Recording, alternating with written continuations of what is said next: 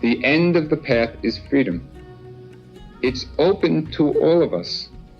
All we have to do is begin the journey, to be facing towards the light. And some people will progress slowly, and some people will progress quickly, and it does not matter. As long as we're going in the direction of enlightenment and freedom and peace.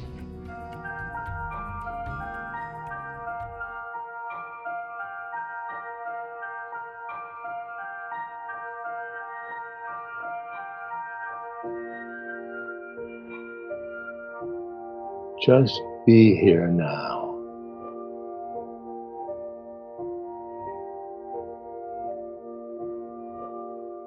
Just be here now.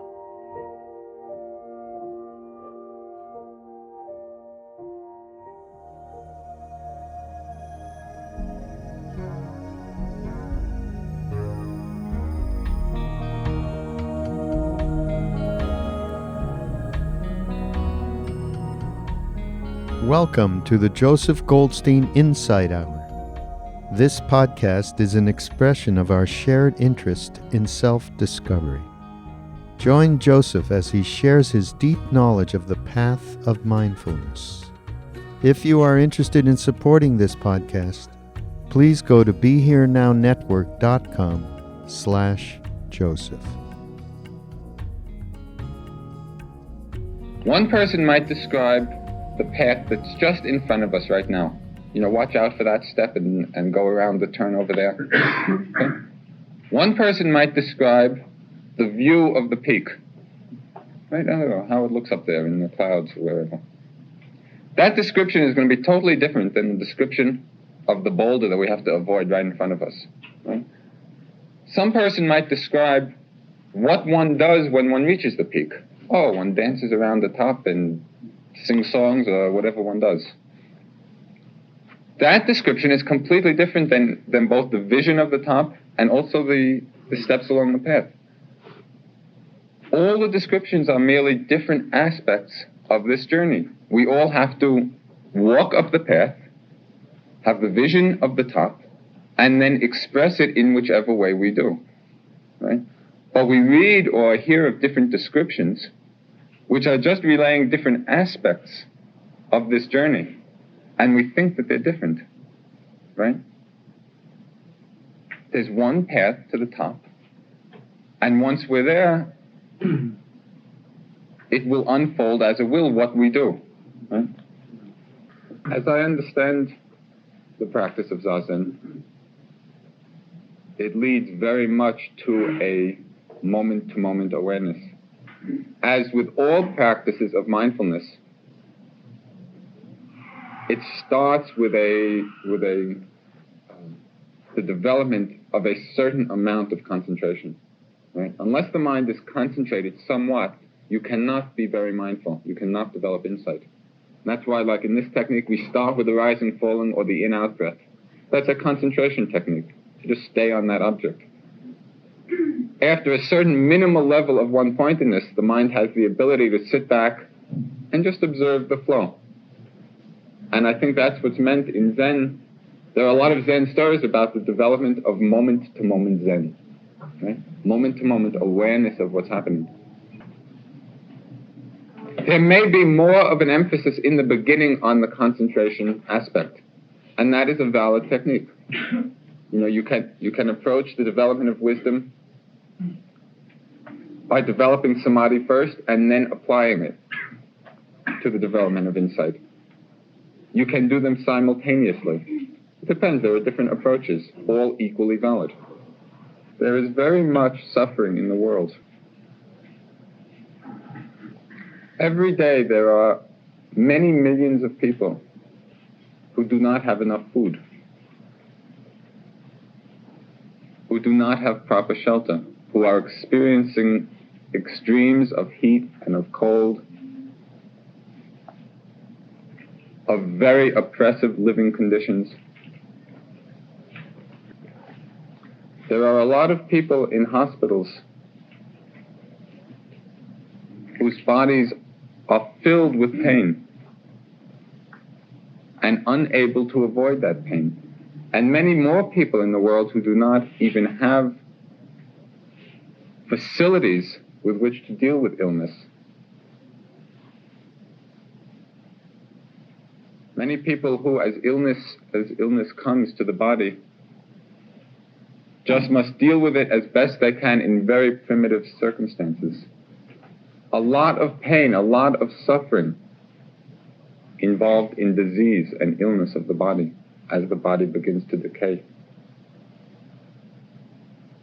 There is a lot of pain and suffering involved in the conflicts, the violent conflicts between people, between countries, in situations of war or fighting.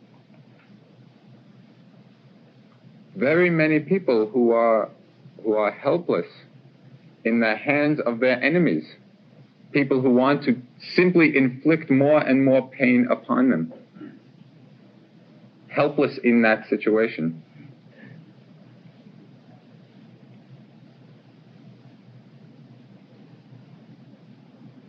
There is so much pain involved in giving birth, both to the mother and the child.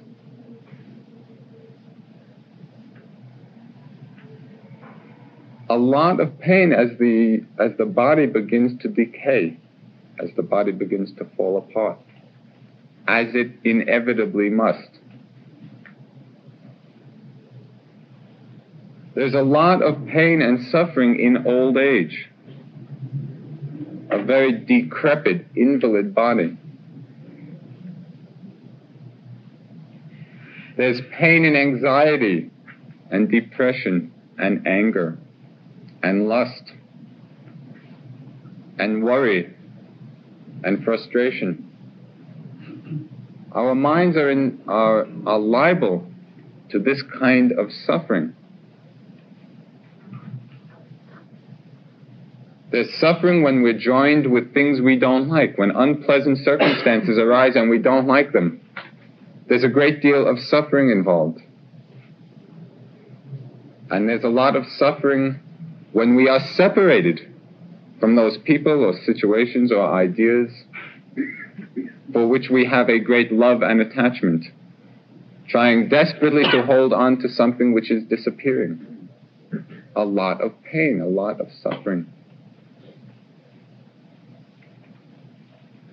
Death is suffering, the breaking up of the elements of the body. The four primary elements, described as earth, air, fire, and water, are called the great elements. Great in their destructive power. As long as they are in relative harmony and balance, we experience a certain ease of the body. It is a very temporary, impermanent state of balance, a very precarious balance. And throughout our lives, the balance of these elements is often disturbed. And in death, they finally become so imbalanced, they break apart.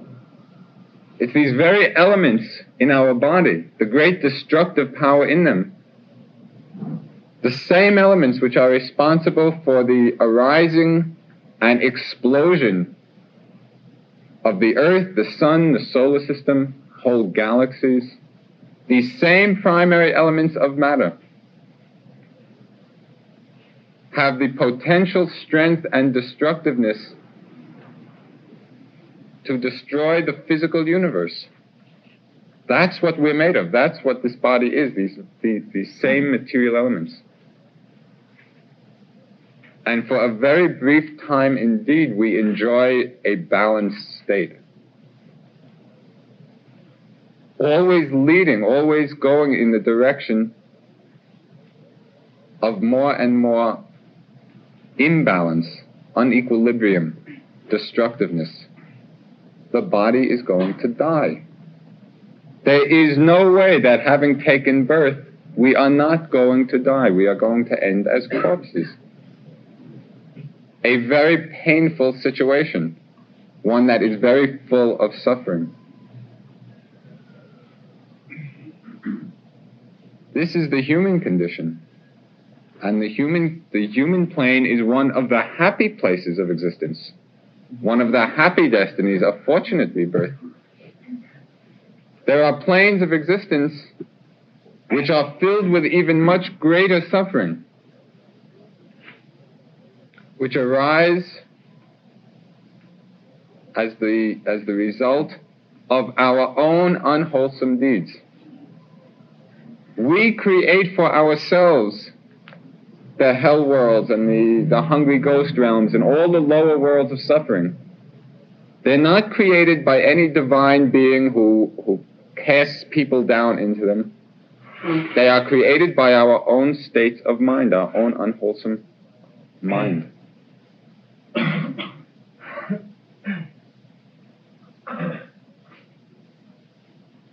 This is expressed very clearly in our language. When we say a person is burning up with anger, that is literally happening. We're burning every time we get angry. A person is burning with desire, burning here and now and creating worlds of burning. A lot of pain, a lot of suffering.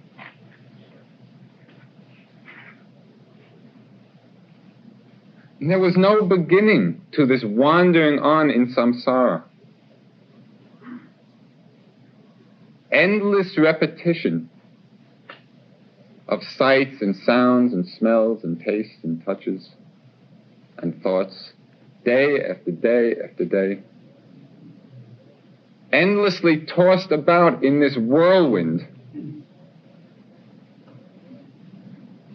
We are enjoying some extraordinarily good karma in our present situation just now, in comfortable surroundings, a fair degree of ease of body, the chance to practice the Dharma. But it is like a very small island in a very turbulent ocean. It's a spot of calm in a great whirlwind of samsaric forces, of greed and of hatred and delusion, filled potentially with enormous pain, enormous suffering.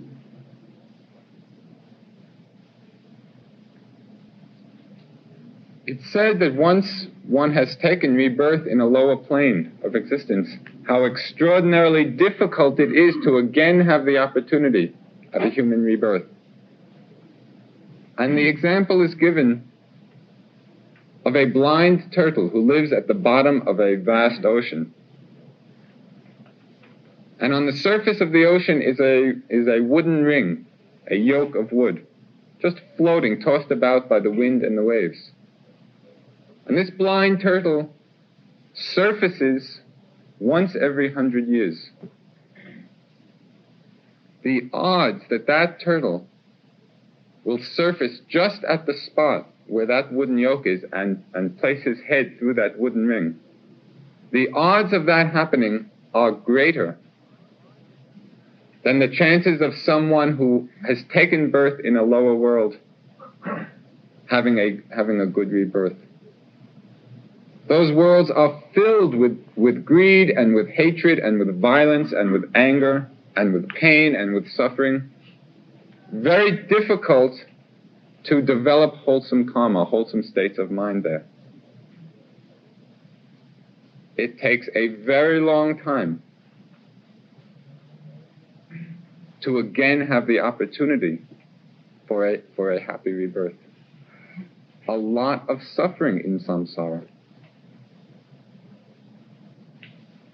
It's a very heavy place when it is not understood, when we are subject mechanically to the whirlwind aspect. We are all trailing an infinite amount of past karma, both wholesome and unwholesome. And as long as we don't understand the law, the Dharma, the way things are working, we are subject at any time to the coming to fruition of that whole vast accumulation of past activities. This is the burden we're carrying around. But we don't like to look at it. We don't like to see the state of pain and suffering involved in this samsaric existence.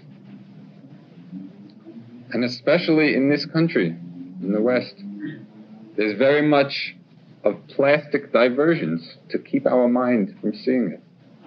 We don't even want to hear about it. We don't want to hear about pain. We dress up corpses as if they're going to a party.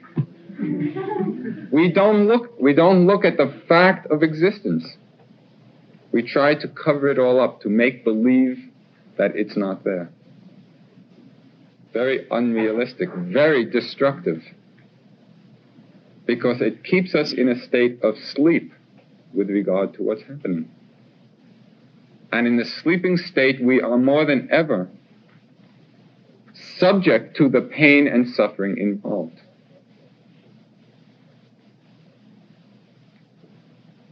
There is an inherent painfulness in the very nature of existence, in the fact that it is all empty, all impermanent, nothing substantial there. We try desperately to hold on to different aspects of the mind-body process, or to people, or to situations, grasping at some straw, as if that could bring us a lasting peace and happiness.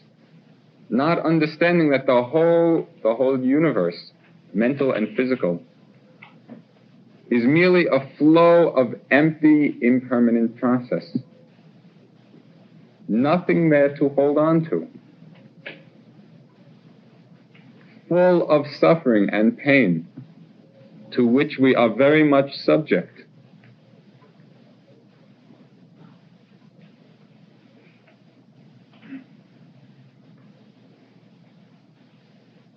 Birth is suffering.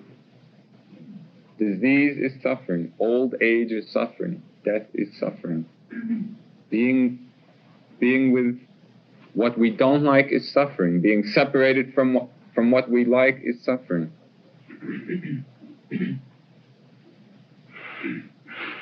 But we don't like to hear it. We don't like to face it. This is the first noble truth, the first truth of the Buddha. A very realistic appraisal of what this whole round of existence is about.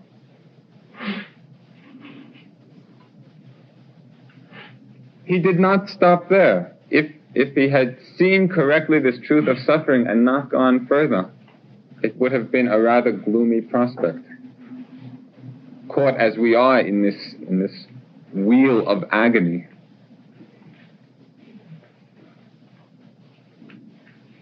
Through the power of his enlightenment, not only was he able to see without bias, without colored glasses, to see clearly and directly the state of affairs, he was also able to penetrate into the causes of this suffering.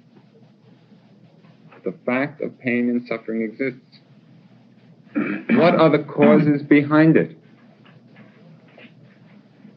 The causes are our attachment. We are clinging to our own agony because we don't see things clearly. We cling to the pain. We're grasping at the suffering,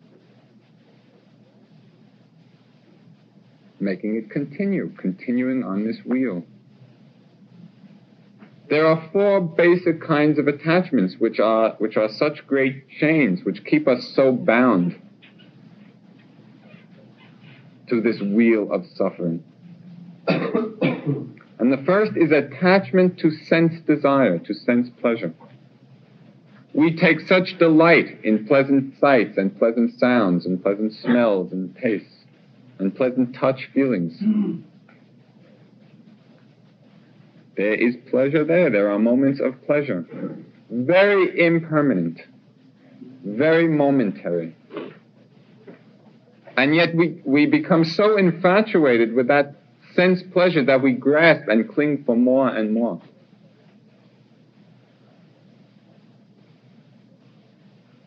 Not seeing that very grasping and clinging, which was in fact the very reason we took a body again and again and again. We have eyes because we wanted to see. We have ears because we wanted to hear. We have a body because we wanted to feel touch, pleasant touch sensations. Not understanding the overwhelming suffering and pain involved in all this, entranced by those moments, those momentary pleasures of the senses. So attached we are to them. It's a very great bondage. It's a chain which keeps us on this wheel of samsara. The example is given of just how we become entangled in sense pleasure.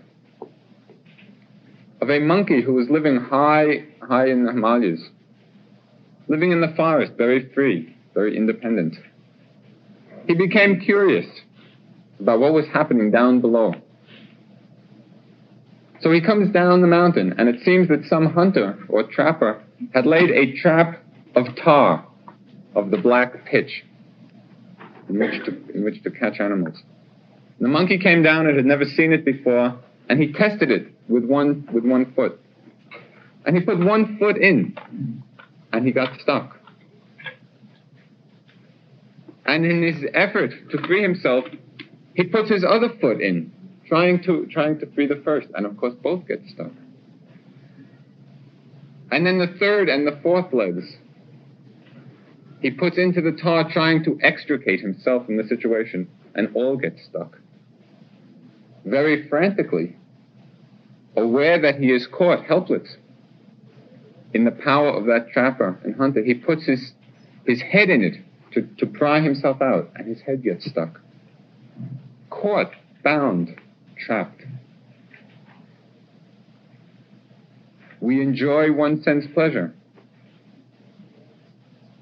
and perhaps experience some of the suffering involved in it.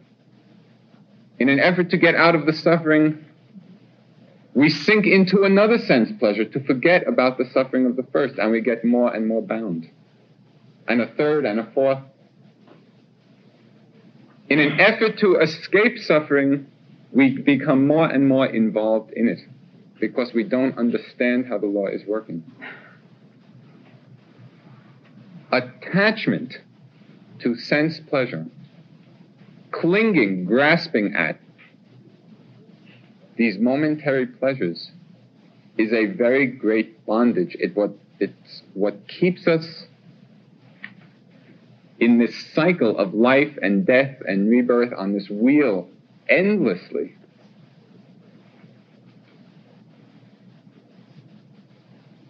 The second great attachment we have is attachment to our beliefs and opinions.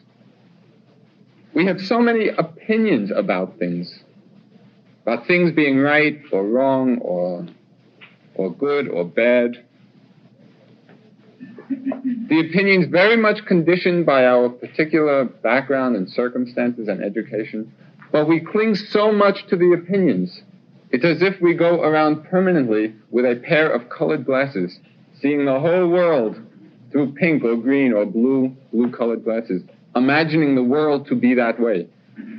And so attached to those glasses that we can't take them off to see how things are free of bias. Attachment to beliefs and opinions is a very strong bondage, a very strong fetter, which keeps us from seeing things clearly. In the sutra of the third patriarch in China, two very beautiful lines. It says, "Do not seek the truth. Only cease to cherish opinions."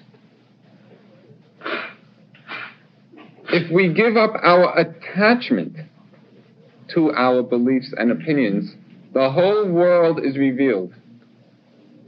We need not make any special effort if we are seeing with a clear vision. And our vision can only be clear when we give up this attachment, this cherishing to our own particular way of looking at things, our particular opinions and ideas. The third great attachment is attachment to rites and rituals as a way of reaching enlightenment, freedom. We light some incense in front of the Buddha and do a few prayers, and he will take care of us. Or we put some flowers in front of the picture of some great saint or guru, and everything is okay. Or we make a trip to India and take a bath in the Ganges, and all our sins are purified, and enlightenment is bound to come. A very, very great hindrance. This attachment to that kind of adherence to ceremony and ritual as being the means, being the way to enlightenment, to freedom.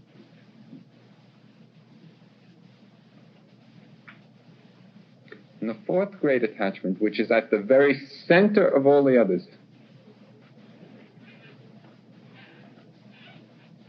which is the very hub of the whole wheel of samsara, that attachment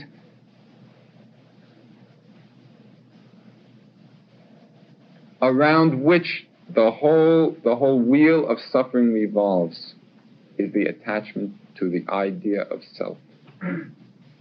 The idea of I, of me or mind.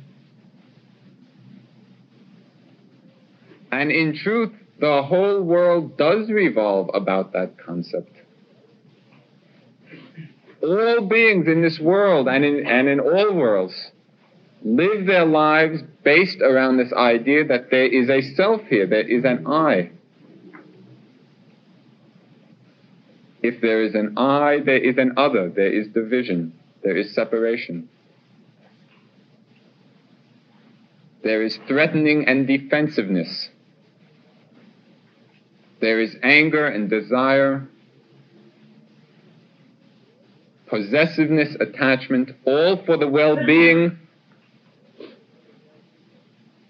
of this non-existent self. Self is a concept only, but a concept which is so deeply ingrained, a concept with which we are so heavily conditioned to believe in, this concept of I, that it keeps us very bound to the wheel of samsara, to the wheel of suffering. And there is a very pithy epigram which relates this idea of I and self to the fact of suffering. And it is, as long as there is any one to suffer, he will.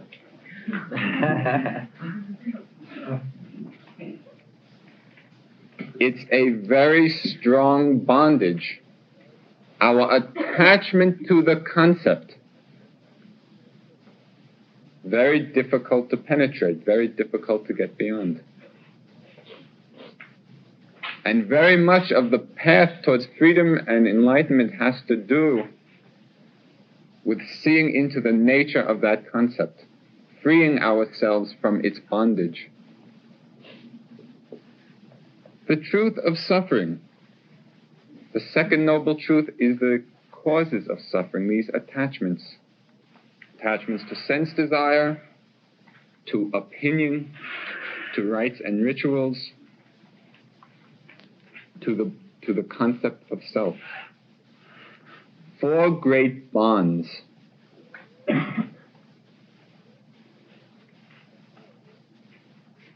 The power of the Buddha's enlightenment consisted of the fact that he was able to see clearly both the first and the second truths, the fact of suffering and the causes behind it. But also, if it had rested there, if it had remained there, it would not have been so helpful to us. Here is suffering and here are the causes, and what do we do? The third noble truth is the truth of the cessation of suffering, the ending of this pain, the release, the freedom, the peace, the state of nirvana, that state which is off this wheel. And that is to be understood in two ways. In one way, nirvana means the extinction of defilements, the extinction in the mind of greed, of hatred, of delusion, the putting out of the fires of the mind, the coolness, the ease, the peace of a mind free of these unwholesome states. And that kind of nirvana is a very moment-to-moment possibility. Every moment that we are experiencing free of greed, hatred, and delusion, we are in a state of momentary nirvana, of momentary peace. Nirvana is to also be understood as the cessation of this whole mind-body impermanent process. That state which exists, which is when this process stops. And the experience of that kind of cessation of this process of suffering is an experience of release, of putting down the burden, of silence, the highest happiness. It's a state of rest. In India, in the mountains, most of the means of conveying things up the mountain is human power, body power. And you see these incredibly old, very decrepit-looking men and women carrying the most unbelievable burdens up these mountains. 30 feet long beams of wood strapped to their backs with ropes, climbing a very steep mountain. This being the way to earn enough money to eat that day. The burden of having to carry that up the mountain, and the feeling of ease when that burden can be taken off. This mind-body process is like carrying that unbelievable load up this very difficult place. Such a heavy burden we are carrying around. And the bliss of putting the burden down. The bliss of release from pain and suffering. Like being consumed with an overwhelming, agonizing pain in the body, day and night, around which all our energy and attention focuses. Filled with this excruciating pain. And then in a moment, the pain dissipates. The pain goes away. The feeling of relief, of ease, of happiness.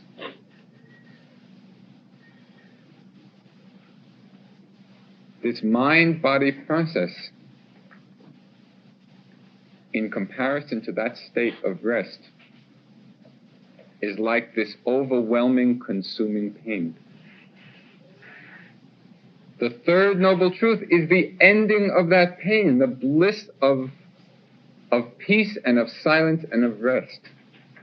The putting down of the burden, the very highest happiness. The fourth noble truth is the way, the path, how to do it. It's not that some being up in the sky determines this person gets enlightened and this person goes to hell. There is a path. There is a path leading to hell and a path leading to enlightenment. And each of us is free to choose which path we walk upon. If we walk upon the path to freedom, to peace, to silence of mind, the experience of that state happens. It is not any mystical mumbo-jumbo of appeasing certain beings or gods or whatever. If we cultivate the factors of enlightenment, when they reach maturity, that experience of freedom happens. The path is there for us to walk upon. And it has very much been described as the middle way. Not overindulgence in sensual pleasures, which keeps us very bound. Not involved in self-torture or self-mortification to beat down the self, which does not exist in the first place. A very middle, balanced approach to living. Not clinging, not condemning, not identifying with things. Being fully aware, experiencing fully every moment. In that fullness and balance of mind, it is out of that state that enlightenment can happen. This state in which all suffering ceases. People are motivated to walk upon this path for very many different reasons. And one of the classic descriptions of motivation is that of the Buddha himself, the Bodhisattva, before he became Buddha, before he left his home. He was visited by 3 divine messengers, 3 messengers from heaven. And the circumstances of that visit were as follows. When he was born, when the Bodhisattva was born, it was predicted that he would either become a universal monarch, a world-turning emperor, or an all-enlightened Buddha. And of course his father, being the king, wanted him to become the world-turning monarch, the emperor. He did not want him to become the Buddha. And he did everything possible to prevent this Bodhisattva, this young prince, from seeing any suffering at all. And he created palaces for the rainy season and palaces for the summer and palaces for the winter season, filled with beautiful women and music and all the sense delights, so that the Bodhisattva would never feel dissatisfied. One day, this prince wanted to go out into the city to see what the outside life was all about. And the king ordered that the whole city should be made beautiful, all painted and with flowers and all kinds of unpleasant sights removed. And then the prince goes out. But 3 heavenly messengers came to see the prince. The first one was a very diseased being, a body who was just filled with disease. And the prince had never seen it. And he asked the person who was driving his chariot, what is happening there? And the charioteer explains that that's a body which has become ill, which has become sick. And the Bodhisattva asked if that happens to everyone, or it's just a unique thing. Charioteer answered that that's an inevitable consequence of having a body, that it will become diseased. He goes a little further and he sees a very old, decrepit man bent over, who can't see and who can't hear. Very, very much subject to the infirmities of old age. And again the Bodhisattva asks what's happening. And the charioteer replies that anybody who takes birth is going to get to the state of an infirm body, of a body beginning to decay, where the faculties are not working, and that it happens to everyone. He goes a little further and he sees a corpse. And again he asks, and again the charioteer replies that that is the end for all beings, that no one escapes the fact of death. This is the first time the Bodhisattva had ever seen these things. And it touched within him lifetime after lifetime of work on himself and the development of compassion. And he felt overwhelming compassion for the suffering involved for all beings and the desire to find a way out of the suffering. These were the 3 heavenly messengers which came to him and which prompted him later to renounce the whole household scene he was in, to search for a way out of suffering, to search for a way of enlightenment and peace. These 3 heavenly messengers are all around us. Mostly we don't pay them heed. And in a lot of the Tibetan tradition, a lot of the stories involved in it, of people dying and coming before Yama, the god of death, having to account for their deeds. And Yama says, weren't you aware of the 3 messengers I sent to you? And most people are not. Most people never reflect, never take seriously these facts of our life. Okay, that's one very strong motivation for walking on the path, both to ease our own suffering and to be a help to all other beings, out of compassion for the suffering of all beings, to seek a way to the end of suffering. But there are other motivations, and the motivation does not really matter. There is one story of a cousin of the Buddha. After the Buddha's enlightenment in Bodh Gaya, he went back to his hometown, and many of his relatives and family and people in his home city, very much impressed and in awe of the Buddha's enlightenment, of his presence, became monks and nuns in the order. This cousin of his, it seems, just on the day the Buddha returned, was about to marry this beautiful princess, very much infatuated with this ravishing beauty. But out of respect for the Buddha, when the Buddha came to visit, this cousin of his took the Buddha's bowl and then returned with the Buddha to the forest, meaning to give the bowl back to the Buddha. Always waiting for the Buddha to take the bowl and say, okay, you may now go back to your beautiful princess. The Buddha never said that. He just went back to the forest, the place they were staying. And then the Buddha said, wouldn't you like to become a monk? Of course, he did not want to become a monk at all. But out of respect, the commanding presence of a being, a fully enlightened being, he agreed in the moment, and he became a monk and he joined the order. But all the time he was a monk, he kept thinking of his beautiful princess back in the palace who was waiting for him. He could not really do the monk trip very well. And the Buddha knew. He knew what was happening. And he met with his cousin, and through his psychic power, through the power of his mind, the Buddha contrived for his cousin to have a vision of one of the heavenly worlds. And in this heavenly world there were thousands and thousands of beautiful celestial nymphs. And his cousin was overwhelmed. And the Buddha said, who is more beautiful, these celestial nymphs or your princess back in the palace? And he said, compared to these celestial nymphs, my princess is like a monkey with her nose cut off. No comparison whatsoever. The Buddha said, if you follow my instructions, I promise you 500 celestial nymphs. He made a bargain.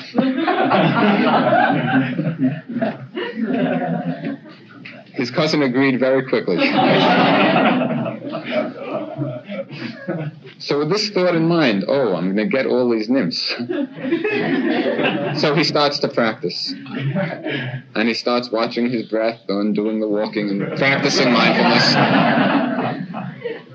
No kidding. But he was practicing. The motivation was questionable. The practice was carried on in earnest. He practiced, and he experienced the fruit of the practice. His mind had been very ripe. He had done very much work in the past.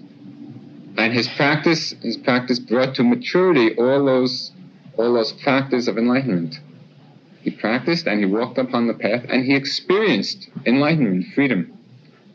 And he went back to the Buddha then and said, you are released from your promise. I understand now.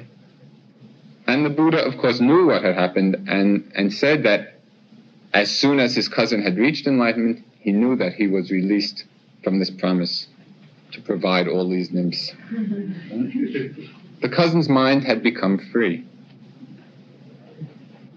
What motivates us to begin walking on the path does not really matter, right? We have visions of celestial nymphs, and we begin walking, it's fine.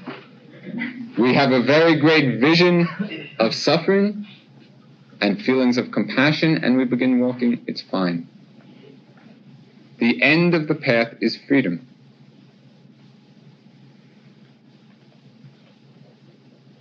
It's open to all of us.